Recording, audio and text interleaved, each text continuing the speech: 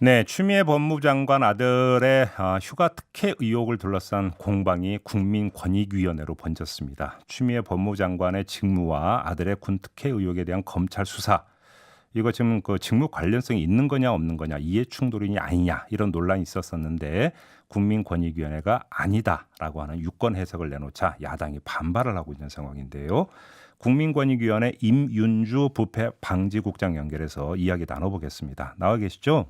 예, 안녕하세요. 네, 안녕하세요. 일단 이해 충돌이 아니라는 유권 해석을 내리신 근거를 좀 말씀해 주세요.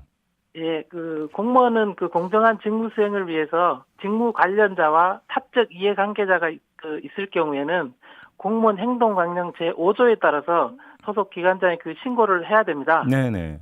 예, 그런데 사안의 경우에서 법무부 장관의 아들이 장관의 사적 이해관계자인지 여부 하나하고 직무 관련자인지 여부 두 가지 요건을 모두 충족하였는지 검토할 필요성이 있는데요. 그렇죠. 예, 우선 장관의 아들은 직계 혈족이기 때문에 사촌인의 친족에 포함돼서 사적 이해관계에 해당이 되는 걸로 볼 수 있습니다. 네. 근데 이제 두 번째 요건에서는 법무부 장관의 직무 관련성이 있는지에 대해서 검찰총장을 통해서 아들 사건의 구체적 개별적으로 수사 지휘권을 행사했는지, 네. 그다음에 검찰 수사에 관해서 보고를 받는 등 구체적 수사 개입 여부 등에 대해서 사실관계를 파악한 후에 판단해야 될 사항이었습니다. 예. 그래서 저희가 이제 법무부하고 검찰청에 사실관계를 확인해 봤습니다. 네. 그랬더니 검찰청에서는 법무부 장관이 검찰청법 제8조에 따른 지휘권을 행사하지 않았고 해당 사건에 대해서 보고를 받은 사실이 없다는 회신을 받았습니다. 네. 그래서 이제 권익위는 그 결과에 따라서 직무 관련성이 없는 것으로 판단한 것입니다. 간단히 얘기를 하면 추미애 법무장관이 직위를 이용해서 수사에 개입한 게 하나도 없기 때문에 이해 충돌이라고 볼 수가 없다 이런 판단이시라는 거잖아요. 정리를 하면. 일단 검찰에서 온 사실 확인 것을 근거로 해서 저희가 좀 판단을 했고요. 네. 예, 저희가 알겠습니다. 직권조사권이 없기 때문에 예. 전체적으로 다 사실을 확인할 수 없는 한계는 조금은 있습니다. 그럼 지금 야당이 반발하고 있는 이유는 조국 장관 때는 이해 충돌이라고 해석을 했는데 거의 똑같은 사건인데 왜 이번에는 아니라고 하느냐? 한 입으로 두 말하는 이런 막 공격을 하던데 어떤 말씀 주시겠습니까? 조 전 장관하고 추미애 장관의 이해 충돌 사안에 대해서는 네. 국민권익위원회에서 유권 해석이 기본 원칙적으로 동일합니다. 근데 예를 들면 법무부 장관의 사적 이해관계인이 가족의 검찰 수사 대상인 경우에 네. 장관이 이에 대해서 구체적 수사 지휘권을 행사했거나 보고를 받는 등 수사에 관여했다면 직무 관련성이 있어 이해 충돌에 해당이 됩니다. 네. 그런데 조 장관의 경우에는 사적 이해관계인 배우자가 검찰 수사를 받는 경우에 저희가 어떻게 답을 했냐면 원론적으로는 직무 관련성이 있을 수 있다고 해석을 했는데요. 네. 당시 수사 관여 여부에 대해서 구체적 사실관계 확인 절차 없이 좀 가정적 상황을 전제로 유권 해석을 한 것이었고요. 국장님 잠깐만요. 그러면 제 기억으로는 조국 장관도 그러면 관련 수사에 대해서 일체 보고받지 않고 그러니까 나도 수사하지 않을 거라고 공개적으로 천명을 했던 것으로 제가 기억을 하고 있거든요. 그러면 그때도 그러면 만약에 요번에 해석에 그러니까 근거대로는 그때도 이건 이해 충돌이 아니라고 해석을 했었어야 되는 거 아닌가요? 그러면? 그때는 기본적으로 이제 그런 개입이 없었다면 이런 전제하에서 답을 유권해서 했던 것이고요. 네. 이번 추 장관 경우엔 저희들이 사실을 확인하기 위해서 검찰의 사실 확인을 거쳐서 거기서 이제 구체적 수사 지휘를 하거나 보고를 받지 않았다고 회신을 받은 것이 좀 차이가 있을 수 있습니다. 그러니까 지금 차이라고 한다면 조국 전 장관이 그냥 입으로 나는 개입 안 하겠다라고 하는 천명하는 수준을 넘어서 이번에는 검찰로 문의를 했더니 개입이 없었다라고 그러니까 공식적으로 회신이 왔다라는 차이다 이런 말씀이신가요? 예, 그런 부분이 좀 있습니다. 알겠습니다. 여기서 지금 좀 하나 좀 질문 드리고 갈 게 있는데 우리가 보통 이해 충돌하면 이해 충돌의 소지가 있다 이렇게 이제 흔히 말하잖아요. 그러니까 이해 충돌이 발생을 했느냐보다 이 직무나 이런 걸 볼 때 이게 이해 충돌의 소지가 있다면 미리 피해야 된다 이런 개념으로 우리는 지금까지 접근을 해왔던 것 같은데 그게 아닙니까? 이게 이제 소지만 있다고 해서 너무 넓게 직무 권한을 보게 되면 공직자가 일을 수행할 수 없는 굉장히 좀 어려운 현실에 처하기 때문에 어느 범위까지를 구체적으로 정해서 이런 부분이 권한 행사가 가능한지까지를 저희가 판단해서 좀 유권해석을 하게 되거든요. 그래서 그 소지가 있다고 해서 무조건 다 하는 건 아니라고 보시면 되겠습니다. 그러면 예를 들어서 이제 국회의원 같은 경우는 이건 좀 그러니까 A라고 하는 상임위에 있는 게 좀 이해충돌 소지가 있으니까 상임위 바꿔라 이런 식으로 접근 많이 하잖아요.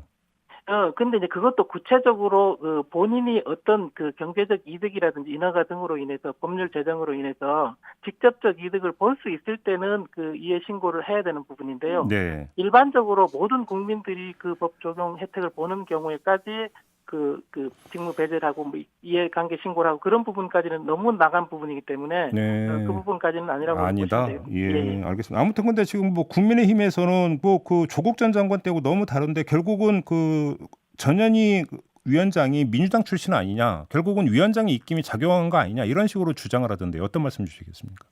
그 유권 해석은 기본적으로 저희 그 실무진에서 국장 이하에서 대부분 판단을 하고요. 예. 그 국회 제출하는 과정에서 뭐 마지막으로 이제 그 부위원장, 위원장 보고 절차는 거치는 과정은 있는데 어떤 그 장관이 바뀌었다고 해서 그 기본 틀이 바뀌고 그런 건 아니라고 보시면 되겠습니다. 알겠습니다. 그리고 또 이건 어떻게 되는 겁니까? 청탁금지법 위반 소지가 있느냐 지금 이것도 이제 또 논란 아니겠습니까? 그러니까 뭐 전화를 걸어서 그러니까 청탁을 했느냐, 문의를 했느냐, 뭐 이 논란도 되고 있는데 이걸 어떻게 봐야 되는 겁니까?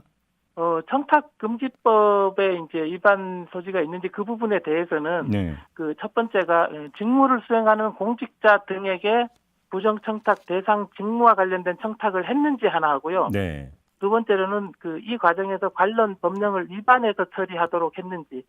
그리고 마지막에 하나가 그 민원 처리에 관한 법률처럼 정상적인 그 권리 구제 요구에 해당되는 그 같은 경우는 부정청탁 예외 사유가 있거든요. 네. 그 예외 사유에 해당하는지 세 가지 요건을 검토를 해야 됩니다. 그래요? 예. 자, 그러면 일단 국장 하나 여쭤보고 싶은 게요. 지금 이 논란을 벌이고 있는 게 예를 들어서 보좌관이 전화를 했네 아니네, 뭐 또 그 추미애 장관 부부가 전화를 했네 아니네, 뭔가 사실관계가 아직 완전히 규명이 안 됐긴 하긴 하지만 그냥 그러니까 가정을 하고 한번 질문을 드려보는 건데요. 중요한 거는 그냥 문의를 했을 경우와 이걸 해달라고 명시적으로 요구하는 것이 완전히 다릅니까? 해석에 따라서? 아까 제가 말씀드렸던 예외 사유에 부정청탁의 예외 사유에는 그 민원 처리에 관한 법률에 따라서 그냥 일반적으로 민원 문의는 다 할 수 있는 거거든요. 그런 부분에 그 법의 요건에 맞다 그러면 그거는 그냥 단순 민원 처리가 될 것이고요. 그러면 잠깐만요. 그러니까 예를 들어서 민원실로 전화를 했다고 치고 근데 전화를 했는데 지금 그 병가를 연장하고 싶은데 어떻게 하면 돼요라고 하는 것은 그냥 단순 문의 수준이고 그 내가 누군데 이걸 좀 해주세요라고 명시적으로 요구를 했을 때만 부정청탁에 해당이 된다. 이런 지금 해석이신 거죠, 정리하면? 기본적으로는 그렇게 보이는데요. 상황에 따라서는 이제 예를 들어 사법적 판단에 따라서 이게 어떻게 그 판단이 될까 그 부분은 좀 따져봐야 되는데 법에 맞게 이제 그 진행이 됐다 그러면 그 부분은 부정청탁 예외 사유에 해당될 수 있을 것입니다. 그러니까 결국은 그럼 먼저 사실관계를 확인해야 되는 게 이렇게 해주세요라고 요구를 했는지 이걸 어떻게 해야 되는 건가요라고 문의한 것인지 일단 이거부터 갈라야 되겠네요. 그러면. 네, 그렇습니다. 그런 부분에 대해서 예를 들어 수사를 하게 되면 거기서 그런 판단을 하게 될 것입니다. 예, 알겠습니다. 하나만 더 여쭤보겠습니다. 이제 그 최초 재계자라고 지금 알려진 당직 사병 있지 않습니까? 이 사람은 지금 공익 제보자가 아니다라는 해석을 내려서 뭔가 상당히 논란이 됐는데요. 이게 어떤 근거에서 이렇게 그 결론을 내리셨던 건가요? 이제 이분이 9월 14일 날 그 위원회에 그 보호 신청을 한 상태입니다. 그래서 이제 권익위는 당직 사병 공익 신고자에 해당되는지 신고자 보호 조치 대상인지 대해서 현재 바로 조사에 착수되어 있는 사안이고요. 아까 이제 그렇게 말씀이 나왔던 부분에 대해서는 처음에 이제 그 공익 신고자가 되기 위해서는 해당되기 위해서는 284개 법률이 있는데 그 법률과 관련된 사안은 아니지 않을까 하는 그런 사안이었거든요. 저희들이 그 신고인에 대해서는 그 협조자까지도 저희가 보호하는 사안이 법에 보호할 수 있도록 돼 있기 때문에. 잠깐만, 제보자가 있고 협조자가 있습니까? 그렇게 분류돼 있습니까? 그래서 그 협조자도 그 제보자 또는 신고인의 그 준하는 보호 조치를 저희가 할 수 있도록 되어 있습니다. 그래서 그 부분에 대해서 저희 면밀히 검토하고 있습니다. 그럼 아무튼 그 언론에 의한 최초 보도는 공익 제보자가 아니라고 판단을 내렸던 게 이건 민간에서 벌어진 일에 대한 어떤 그 내부 폭로가 아니기 때문에 공익 제보자가 아니다 이런 식으로 결론 내렸다는 보도가 있었는데 그건 잘못된 보도였던 겁니까? 잘못된 보도로 보시면 되겠고 284개 명확하게 보호 법률에 해당이 되지 않는다. 뭐 그런 정도 가지고 나온 보도 사안이었던 것 같습니다. 그래요? 예. 하나만 더 여쭤볼게요. 지금 최근에 나오고 있는 이 그 최초 이제 재개했다라는 이 당직 사병이 언론 인터뷰나 이런 걸 통해서 밝히는 바가 뭐냐면 자신은 공개적으로 내부 고발 폭로를 한 적도 없고 그냥 지인과 대화 과정에서 그 얘기를 했는데 이게 어떤 지인을 통해서 한 언론사로 흘러 들어갔고 이 언론사가 야당 의원에 이걸 그러니까 그 넘겨주면서부터 문제가 그러니까 비롯된 것이다. 이런 주장을 했거든요. 만약에 예. 이게 사실이라면 이걸 제보 행위로 볼 수 있는 겁니까? 어떻게 봐야 되는 겁니까? 거기에 대해서 아직 저희가 이제 그분에 대한 면담도 필요하고요. 네. 그다음에 저희한테 보호 조치 요청한 부분에 대해서 뭐 법률 검토라든지 뭐 의견의 자료 제출 요구 기간에 대한 이런 부분들이 아직 다 완결이 안 됐기 때문에 네. 좀 그 부분을 좀 살펴보고 난 다음에 저희가 좀 답을 드리도록 그렇게 해야 될 것 같습니다. 그래요. 그럼 조금 예. 전에 아까 말씀해 제보자가 있고 협력자가 있다고 협조자가 예. 있다고 그럼 어떻게 구분은 어떻게 되는 겁니까?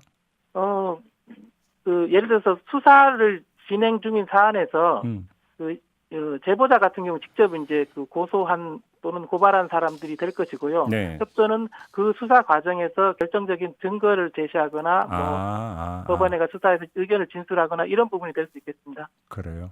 근데 아무튼 그 통상적으로 제보라고 한다면 어떤 문제의식을 껴서 자기 주도적으로 능동적으로 무엇인가를 고발 폭로하는 행위라고 우리는 이해를 하잖아요. 예. 근데 지인과의 대화를 해서 그냥 나왔던 이야기가 흘러서 갔다고 한다면 그걸 제보로 볼 수 있느냐 이런 문제가 있을 수 있기 때문에 드렸던 질문인데요. 예, 알겠습니다. 그래서 아까 그런 부분에 대해서도 저희들이 네. 그 폭넓게 다 조사를 해서 음흠. 어떤 그 보호 조치 대상인지 그 부분을 좀 추가로 검토하도록 하겠습니다. 알겠습니다. 그럼 결론은 좀 조만간 나오는 겁니까 그러면? 예, 최대한 빠르게 국민적 관심이 큰 사안이기 때문에 예. 한치 의혹도 없이 좀 엄정하고 공정하게 조사하도록 하겠습니다. 알겠습니다. 자, 기다려보도록 하고요. 자, 오늘 말씀 여기까지 듣겠습니다. 고맙습니다. 예, 감사합니다. 네, 지금까지 국민권익위원회 임윤주 부패방지국장이었습니다.